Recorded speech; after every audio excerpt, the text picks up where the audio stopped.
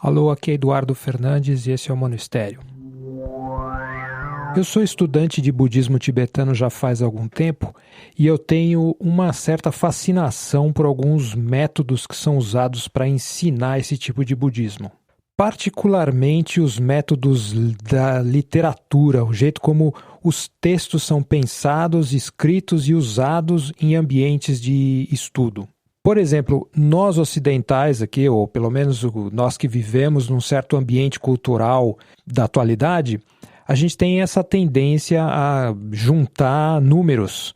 Por exemplo, você lê um livro e aí você já coloca ali no Goodreads ou sei lá, qualquer aplicativo que você usa para dizer que você matou mais um, ticou mais esse item da sua lista. E aí no final do ano você diz, eu li 30 livros, 400 livros, 1 milhão de livros. E muitas vezes até tem essa tendência de acumulação de números de livros que a gente lê.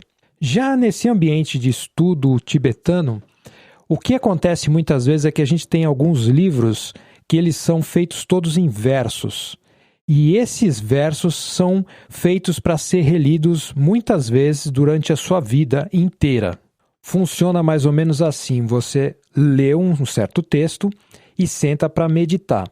E aí você é convidado a fazer uma coisa chamada contemplação, que é basicamente pensar sobre aquele texto muitas vezes e depois relaxar a sua mente, deixar o pensamento discursivo dissipar um pouco e aí depois, novamente, você volta àquele mesmo texto e vai relendo. Ao longo dos anos, a sua percepção daquele mesmo texto vai mudando. E mais do que isso, você ainda você é convidado a trocar suas experiências, o seu entendimento com professores qualificados que já fizeram esse processo muitas vezes e que têm também informações de outros professores que foram lá e ensinaram para eles outros contextos, outras traduções, outras experiências pessoais e por aí vai. Você tem esse vai e vem da leitura de um mesmo texto. Muitas vezes até um professor pode chegar para você e dizer assim, olha, pega esse texto aí que você leu e lê ele 35, 40 vezes, 1000 vezes, faz uma acumulação de ler esse texto e depois a gente conversa no futuro. Então, muitas vezes o texto ele é uma espécie de ferramenta, ele é pensado para ser utilizado para um fim determinado, no caso, entender mais sobre a natureza da mente, ou sei lá, qualquer estudo que você esteja fazendo ali. Ele precisa ser decodificado, não é ninguém espera que um texto vai conter um significado ou uma fluência direta. Também é comum encontrar textos que são basicamente encriptados. Eles são colocados meio que fora de ordem, ou então, às vezes, escritos numa linguagem um tanto esotérica, difícil de entender, de modo que as pessoas só tenham acesso a esse texto quando elas são realmente qualificadas para ler o texto.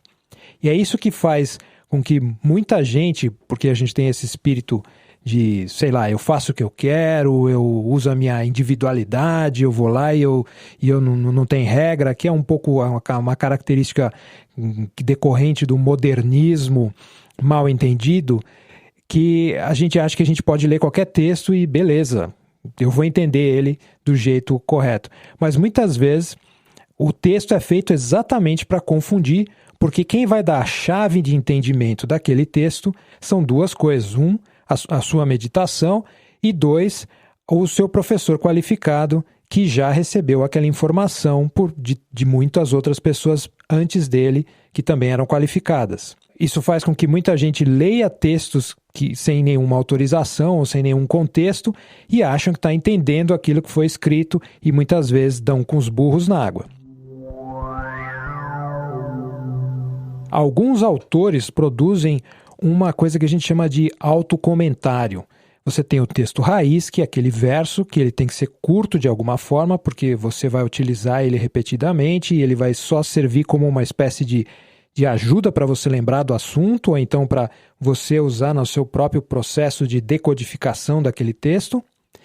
Mas o autor escreve um comentário sobre aquele texto que ele mesmo escreveu, que a gente chama de autocomentário. E aí ele vai fazendo aquilo que a gente conhece um pouco melhor no mundo ocidental, que é dar citações, dizer de onde saiu aquelas ideias, ou então esclarecer, dar um tipo de contexto mais profundo que vai fazer com que você entenda aquele texto um pouco melhor, mesmo que sem a presença de um professor naquele momento que você está estudando. Nas produções culturais ocidentais, a gente já tem alguma coisa um pouco parecida, que são, por exemplo, quando você vai assistir um filme, tem o comentário do diretor, que às vezes no passado costumavam vir naqueles extras dos DVDs, hoje em dia tem no online, alguma coisa assim, que você vai lá e tem uma ideia um pouco de onde o autor estava querendo ir.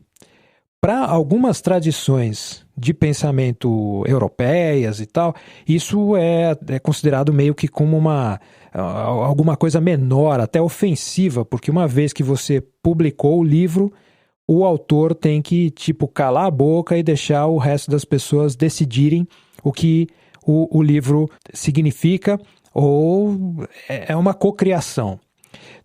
Nesse mundo do estudo tibetano, por um lado tem isso, você precisa sim você mesmo descobrir quais são os significados dentro da sua própria mente, porém você também é encorajado a entender o que o autor estava tentando dizer, por isso o autor mesmo vem lá e te ajuda. A gente tem, por exemplo, na música, tem um podcast que eu adoro que chama Song Exploder, que pega uma música, por exemplo, um músico vai lá e conta como ele criou aquela música e você decodifica, tira as faixas dos instrumentais e vai ouvindo os detalhes para você perceber coisas que você não pegou na primeira audição.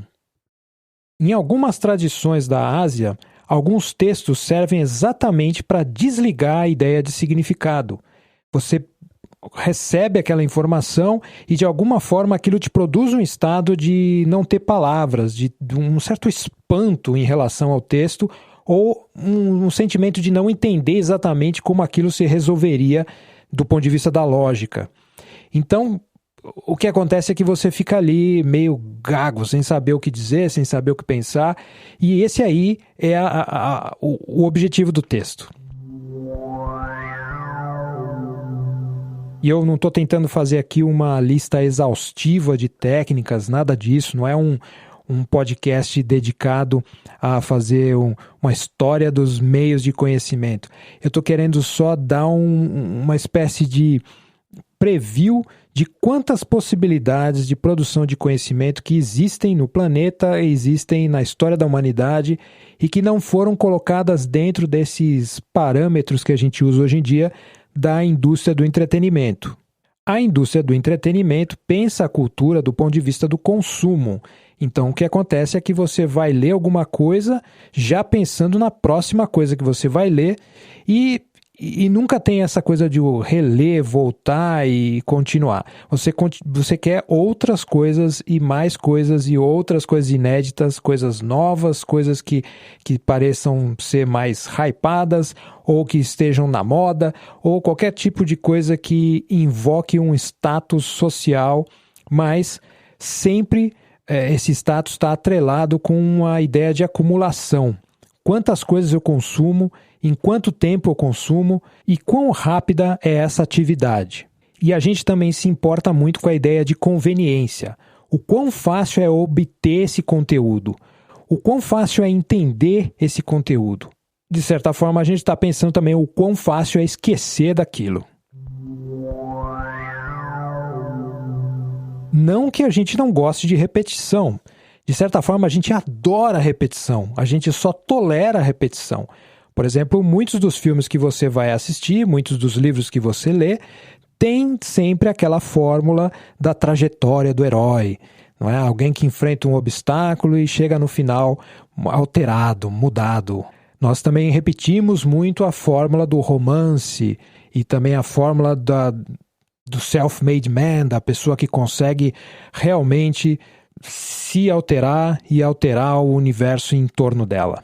E nós falamos tanto sobre novidades, sobre coisas que são atualizadas, mas nós gostamos de voltar quase sempre aos mesmos personagens, como por exemplo os fãs de Star Wars conhecem muito bem Você vai voltar a um tipo de personagem, um tipo de universo e vai ter novos contextos, novas portas de entrada, novas ideias que vão fazer você, de alguma forma, ressignificar aquele conteúdo que você já consumiu no passado. Então não é que a gente só olhe para novidades. A gente sim tem uma forma muito comum de ficar girando em torno dos mesmos assuntos, das mesmas ideias e das mesmas possibilidades. E mesmo no consumo diário de notícias, se você prestar bastante atenção, você vai ver que a gente fica consumindo basicamente os mesmos assuntos, que é o que vai fazer, por exemplo, dicas de como manter um canal no YouTube serem tão efetivas. Esses algoritmos por trás desses programas procuram manter a pessoa agindo como um autômato que vai repetir sempre os mesmos assuntos. Toda vez que você vai nas suas estatísticas do seu canal, eles vão te mostrar o que funcionou, o que as pessoas consumiram, no minuto exato, qual foi a palavra que você disse, qual foi o momento que as pessoas se engajaram mais, e você, de alguma forma, é convidado a repetir aquela coisa de novo, esperando obter os mesmos resultados.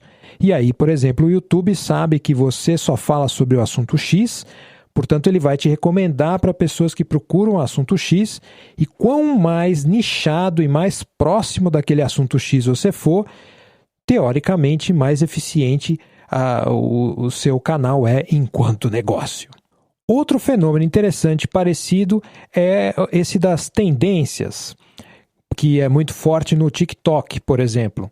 Uma hora todo mundo quer calçar o Adidas Samba ou então fazer uma certa piada, e aí você vai naquela tendência e todo mundo faz igual, todo mundo quer repetir, todo mundo quer tirar um sarro daquela repetição e fica girando em torno daquilo até que uma hora aquilo se dissipa e parte para a próxima tendência, que vai ser cada vez mais rapidamente elevada ao status de hype e depois também destronada e transformada em flop.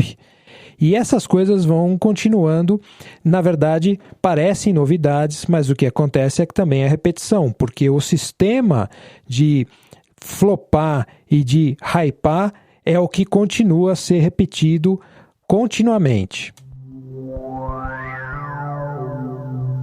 Onde é que eu estou querendo chegar com isso? Na ideia de que existem vários estilos de formas de lidar com o conhecimento, com a cultura, tanto no Ocidente quanto em outras partes do planeta. E essas formas culturais, elas parecem, às vezes, que foram, de alguma forma, passadas por cima, atropeladas pelo sistema de entretenimento, o sistema industrial de produção de conteúdo. Quando a gente olha para o sistema industrial, a gente pensa, isso aqui produz novidade, isso aqui é alguma coisa que está constantemente mudando e se mostrando como nova.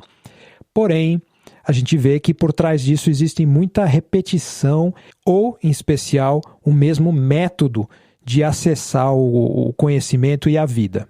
E quando a gente olha para sistemas como esse, o tibetano, que vai pegar um mesmo verso e vai tentar estudar ele diversas vezes, e sempre olhando para si mesmo, olhando para o que acontece na sua meditação e olhando para o que acontece na sua inter-relação com o seu professor, muitas vezes você vai achar, não, essas pessoas estão só repetindo a mesma coisa e estão só ali passando pelo mesmo processo sempre. Mas tem ali um lado de novidade muito importante, que é refrescar das suas próprias experiências. Não existe só uma forma de lidar com o conhecimento. A gente não precisa passar o dia inteiro só consumindo uma coisa de um jeito só. A gente não precisa estufar o peito e se achar como um melhor, o mais inteligente quando a gente está acumulando livros em algum tipo de social media ou então algum tipo de aplicativo de quantificação. Existem outras formas de lidar com conhecimento, elas são perfeitamente válidas e a gente ainda tem muita sorte de que elas ainda não morreram.